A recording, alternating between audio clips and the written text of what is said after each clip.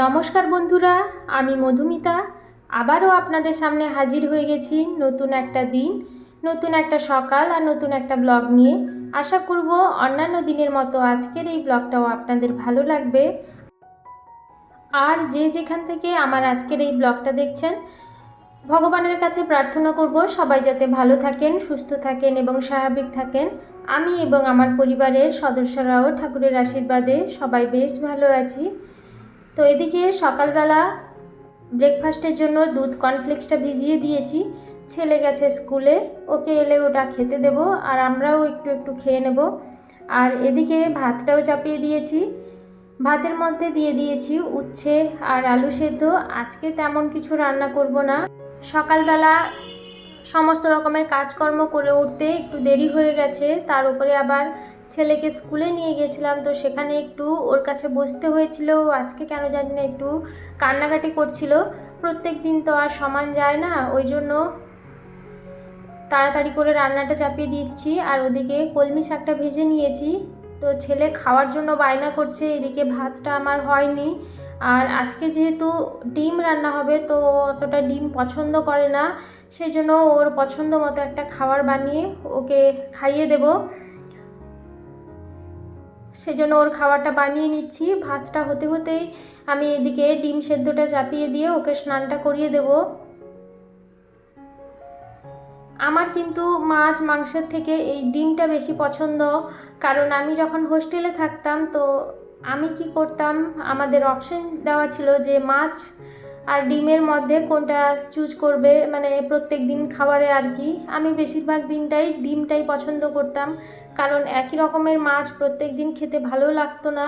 আর মাছগুলোকে এমনভাবে কড়া করে ভাজতো, মানে সে পুরো চামড়ার মতো শক্ত হয়ে থাকতো, তো সেটা অতটাই ভালো লাগতো না।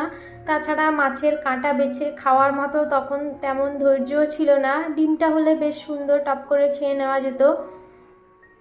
তো এদিকে ডিমটা সেদ্ধ হয়ে গেছে, আমি কড়াইতে ডিমের ঝোলের জন্য আলুটা একটু ভাজতে বসিয়ে দিয়েছিলাম। আর এদিকে ডিমটাও সেদ্ধ করে নিয়েছি, তারপরে ছাড়িয়ে নিয়েছি। আর আলুটা ভাজা হয়ে গেলে ওই তেলের মধ্যে আমি ডিমগুলোকে একটু ভেজে নেব।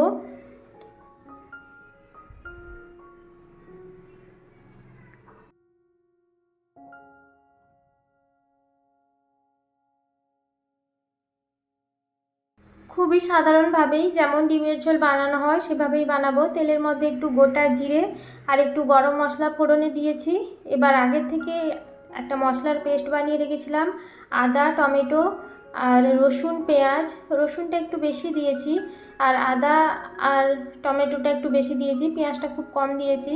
তো ওদিকে মশলাটা কষানো হতে হতে এদিকে ভাতটাও আমার রান্না হয়ে গেছিলো। তো ভাতের মধ্যে যে উচ্ছের আলু সেদ্ধটা দিয়েছিলাম, ওইটা এবার ভাতের মধ্যে থেকে বের করে রাখবো, কারণ একটু ঠান্ডা হলেই ওটাকে মাখতে হবে।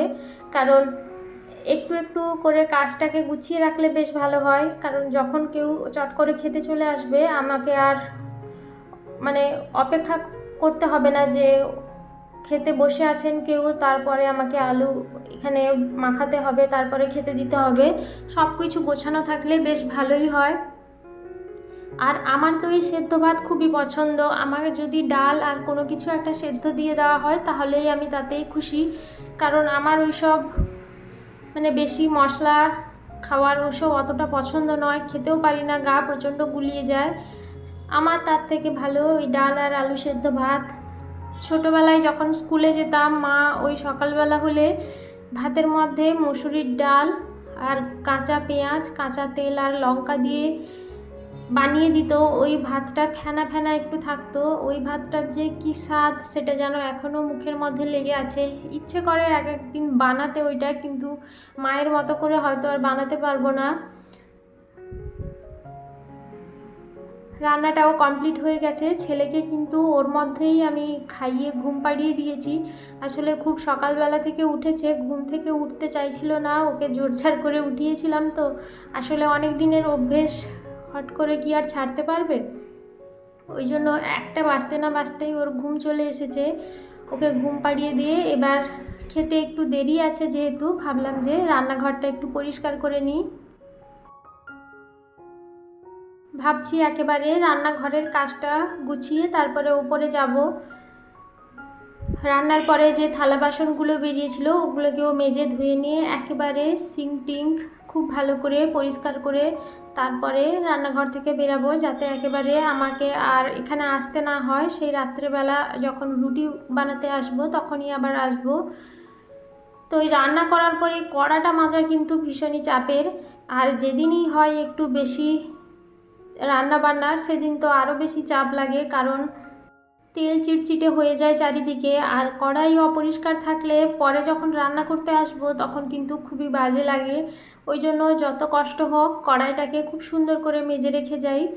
যদি কোনো সময় যে দেখলাম এখন আমার টাইম নেই, কড়াটাকে সুন্দর করে মাজতে পারবো না, তখন আমি রেখে দিই ওটাকে, পরে আবার যখন টাইম করে সুন্দর করে মেজে নিই। আর এই যে রান্নাঘরটা ঝাড় দিয়ে এবার সুন্দর করে মুছে নিচ্ছি।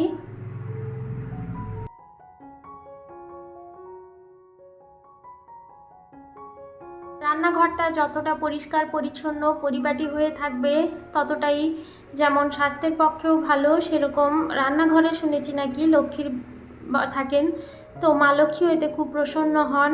এদিকে চলে এসেছি, দুপুরে খাওয়া দাওয়া হয়ে গেছে, তো বিছানাটা একটু গুছিয়ে নিচ্ছি। ছেলেকে দোলনায় ঘুম পাড়িয়ে দিয়েছি। ছেলে তো স্কুল থেকে আসার পরেই বিছানার উপরে এমন লাফালাফি শুরু করেছিল, তো গোটা বিছানাটাই ও ঘেঁটে দিয়েছিল। তখন ভাবলাম যে থাক, ও যখন ঘুমিয়ে যাবে তখন না হয় বিছানাটা ভালো করে একটু গুছিয়ে নেব।